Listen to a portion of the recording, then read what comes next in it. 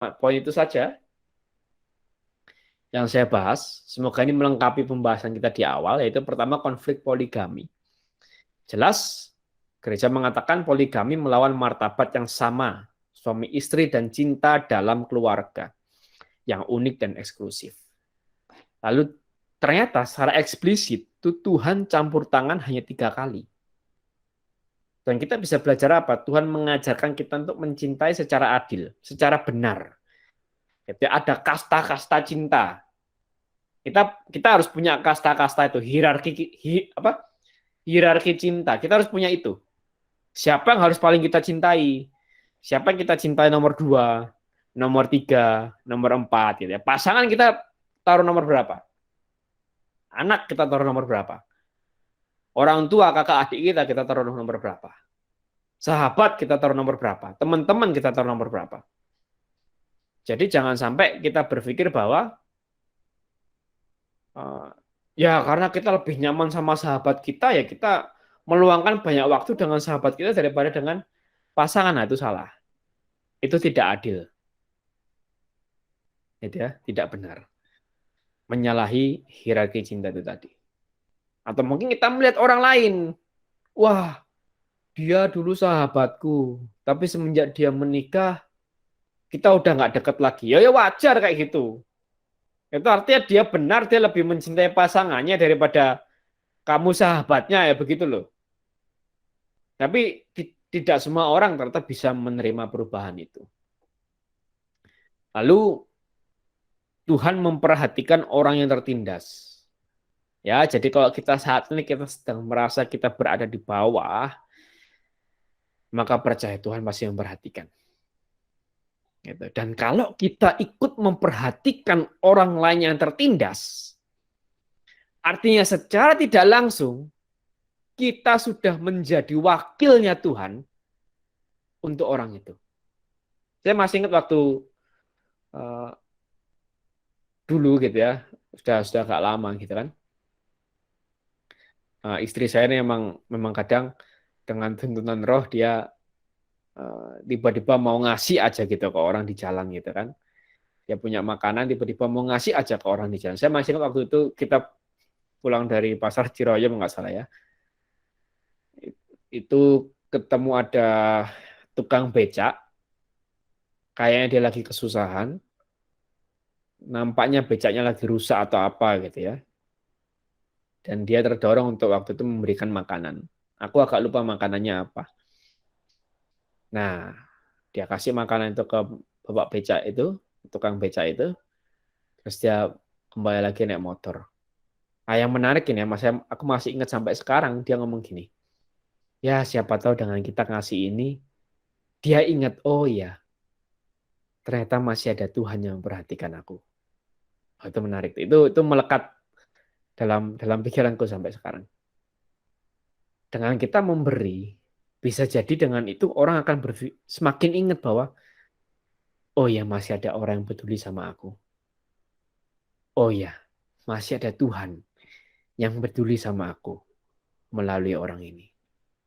Nah, itu dari poin yang kedua, Tuhan memperhatikan orang yang tertindas. Lalu yang ketiga, Tuhan meredam kesombongan. Ini bisa dengan banyak hal Tuhan meredam kesombongan kita. Apapun itu. Mungkin Tuhan seakan membuat usaha kita nggak berhasil. Mungkin seakan Tuhan membuat kita gagal terus-menerus. Mungkin seakan Tuhan membuat kita kecewa. Mungkin Tuhan seakan membuat kita bekerja sia-sia. Mungkin. Dan mungkin itu semua untuk meredam kesombongan kita. Yang terakhir, Tuhan pasti akan turun tangan kepada perkara orang benar. Nah, ini berhubungan dengan yang kedua ini ya. Jadi pastikan diri kita dalam posisi yang benar. Nah, ini buah dudaim. Ya, tadi kita sudah belajar bahwa buah dudaim itu dipercaya sebagai campuran untuk obat perangsang gitu ya. Dan dapat mendorong pembuahan. Nah, ini dipercaya oleh masyarakat kuno gitu ya. Kalau kita zaman sekarang kita nggak perlulah kita cari buah dudaim gitu kan. Ini pun juga sebenarnya kurang bisa diketahui Zaman sekarang identifikasinya dengan apa kurang bisa diketahui. Jadi nggak perlu lah. Puaskan dengan yang ada. Lalu pesan moral yang bisa kita dapat adalah ya nih, buah duda ini bentuk usaha Rahel. Tapi usaha Rahel ini juga disertai dengan doanya. Karena Tuhan mendengarkan permohonannya. Itu artinya Rahel berdoa dan bekerja. Nah, itu paling hanya 3 poin itu saja. Nah, sampai sini, apakah ada tambahan, ada kesaksian, atau mungkin ada pertanyaan? Gitu ya. Ini kita kira-kira masih bisalah 1 atau 2 orang nih. Kalau ada tambahan kesaksian atau mungkin ada pertanyaan. Silakan. Ada mungkin?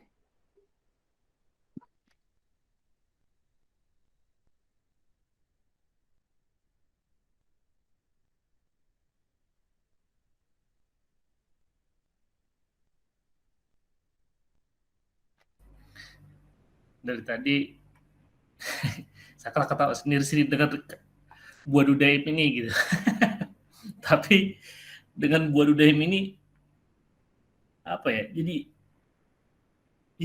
diingatkan sekali kita gitu loh.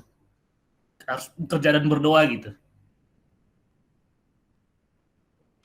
Karena ya tadi saya sendiri lah gitu. Tapi di belakang itu ya itu yang saya tangkap. Bekerja dan berdoa itu bersamaan sangat penting gitulah. Ya itu aja sih. Terima kasih, Bang Ambu. Ya. Memang itu ya. Saya juga waktu merenungkan, wah ini masa cuma bahas buah dudaim sebagai obat perangsang saja gitu ya. Apa bisa kita pelajari dari buah dudaim ini gitu kan? Ya Ya saya itu juga ya. ini pas ini diangkat ya betul juga ya kenapa ini buah dudaim ini apa sebetulnya sampai sih Rahel mau menukar itu dengan suaminya gitu. Setelah dijelaskan ya jadi menarik juga kalaupun itu masih hanya apa ya dugaan kalau itu obat apa perangsang untuk itu tapi ya inti di belakangnya jadi menarik gitu. Terima kasih Bang Ambu. Memang menarik ya. Itulah kalau kalau saya memang salah satu hal yang saya suka dari Alkitab itu adalah ini. Jadi kalau kita eh, pertama Alkitab itu membuka wawasan baru karena sebenarnya banyak hal yang kita tidak mudah mengerti dari Alkitab. Karena ini Alkitab ini menceritakan orang yang hidup kira-kira mungkin 6.000 tahun yang lalu gitu ya, sampai orang yang hidup sekitar 2.000 tahun yang lalu gitu. Jadi rentang waktunya sangat panjang. Sedangkan kita hidup di tahun 2020, jadi pasti banyak sekali konteks-konteks atau hal-hal yang kita nggak mengerti itu wajar. Waktu kita membaca Alkitab ada mungkin kalimat atau kata atau benda-benda yang kita nggak ngerti itu artinya apa. Tapi justru waktu dicari tahu, itu malah ya kita menambah, pertama kita menambah knowledge baru. Gitu. Oh, ternyata zaman dulu ada seperti ini toh. Oh, ternyata zaman dulu pemikiran orang seperti ini toh. Wah, ternyata ini masih berhubungan sama orang zaman sekarang ya. Jadi buktinya zaman sekarang orang jual obat kuat juga masih banyak gitu di pinggir-pinggir jalan itu kan. Ini kan kira-kira pemikiran orang zaman dulu sama zaman sekarang tidak banyak perubahan itu secara prinsip kan sama. Gitu, tentang seksualitas, tentang keturunan itu kan kira-kira secara prinsip sama. Masih dicari malah, gitu kan? Apalagi dulu ada si tukang pijat kan. Kalau orang-orang Jawa mungkin tahu ya, bukan semua orang Jawa sih. Ya kan ada tukang pijat yang mungkin bisa memberikan puasan tertentu. Pijat itu ya, tuh. Sang tukang pijat itu. Tapi katanya orang udah meninggal, diwariskan ke anaknya katanya. Saya suka nggak tahu. Nah, kira-kira begitu. Tapi dan yang kedua adalah kita bisa mencoba menarik makna kehidupannya. Dan secara makna kehidupan tentu masih sangat relate dengan zaman kita sampai saat ini. Nah, itu menariknya Alkitab itu begitu. Jadi ini kitab kuno, tulisan kuno, tapi menariknya tulisan kuno ini tidak lekang oleh waktu. Gitu. Dan konsep dan prinsip-prinsip yang dituliskan dalam tulisan kuno ini masih sangat relate dengan kita yang hidup di tahun 2020 ini. Wah, itu saya sangat suka sekali. Karena tidak banyak tulisan-tulisan kuno yang masih relate dengan konteks kehidupan sehari-hari. Luar biasa. Terima kasih Bang Ambo. Ada lagi?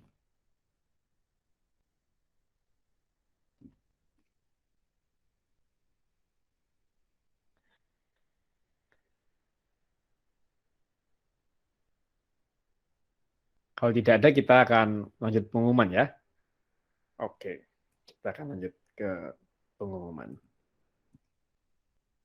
Nah, ini seperti biasa, ya diingatkan lagi bahwa setiap Jumat jam 8 malam kita akan dari Rosario. Lalu setiap minggu kita akan ada persekutuan doa. Ya, Jumat jam 8 malam, Rosario jam 3 sore. Lalu setiap Selasa kita akan ada doa syafaat, yaitu Miracle Room, setiap jam 8 malam. Dan minggu depan kita akan bergabung lagi. Kita akan bahas Yakub memperoleh ternak. Nah, ini ada istilah ini domba Yakub ini. Jacob's sheep atau Jacob's goat. Nah, itu nanti ketemu. Ini domba yang belang-belang hitam putih ini domba Yakub istilahnya. Nah, kita akan bahas tentang hal itu. Nah, ini pertama, ini Baksos part 1 ya, ini sudah disampaikan, Baksos part 1. Nah, ini minggu lalu, kemarin minggu, ini Baksos part 2. Nah, ini termasuk anak-anak asuh yang dididik oleh suster. Nah, ini beliau susternya dari susteran SSCC. Nah, ini ya kalau hidup membiara jadi biarawati ya tujuannya jelas kan itu. Sudah ada maksud dan tujuan yang jelas atas hidupnya. Nah, ini kita minggu kemarin belajar menggambar, ya, belajar menggambar. Ini gambar-gambarnya. Lalu kita juga membagikan sembako. Sekali lagi kami mau berterima kasih bagi teman-teman Bapak Ibu yang sudah berpartisipasi untuk Baksos ini. Saya percaya Tuhan pasti lipat gandakan secara materi dan pasti secara rohani. Nah, ini ya, jangan lupa follow dan support kita di channel YouTube House of Praise Bandung dan di Instagram kita di house.of.praise. Nah, selanjutnya kita akan ada quiz. Nah, seperti biasa ya, akan ada quiz. Di sini ada beberapa orang yang masih bisa berkesempatan untuk ikut quiz. Tentu ini ya diperuntukkan bagi yang belum pernah menang tentunya. Diperuntukkan hanya bagi yang belum pernah menang. Pertanyaan kuisnya gampang. Dan ini termasuk sudah diulang berkali-kali tadi, ingat ya. Nah, ini pertanyaannya. Apa makna moral dari kisah penawaran buah dudaim oleh Rahel? Ini gampang lah. Ini kan tadi sudah diungkapkan berkali-kali lah. Tadi dibahas lagi juga sama Bang Ambo ya dia. Nah, silakan tulis di kolom chat atau di in-call message itu. Apa makna moral dari kisah penawaran buah dudaim oleh Rahel? Monggo silakan. Jawaban ditunggu ya di kolom chat atau di in-call message.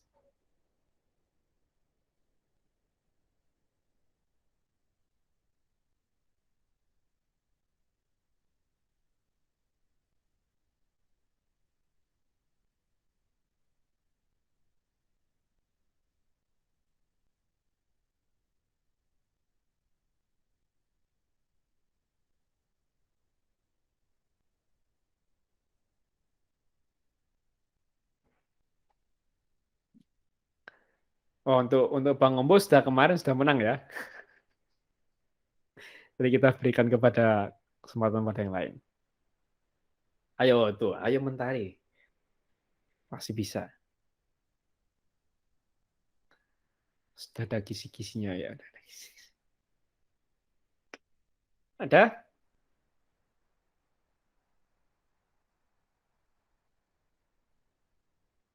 Diperuntukkan untuk semua ya. Semua Iya, yang... Ibu Imelda boleh. Ardi juga belum. Ayo, ayo, ayo. Ora et labora. Oke. Ada jawaban lagi yang lain? Mungkin benar, mungkin salah. Mentari. Kita tunggu ya. Kita coba hitung 5 ya. Saya hitung dari 5 ya. 5, 4, 3, 2, 1. Oke. Jawaban dari Mentari yaitu ora et labora. Berdoa dan bekerja. Jawabannya? Oh, tentu sangat tepat ya. Wah, jawabannya sangat tepat. Nah, ini ya, berdoa dan bekerja. Jawabannya sangat tepatnya gampang sekali. Selamat untuk Mentari yang pada kesempatan kali ini menang kuis Just Hope ya, bukan kuis siapa berani, tapi kuis Just Hope. Hadiah tidak dipungut biaya, nanti akan dikontak oleh kami. Selamat, ada Mentari, luar biasa. Selamat. Wah, siap Bang Ignas, akan selalu terus kami doakan. Luar biasa.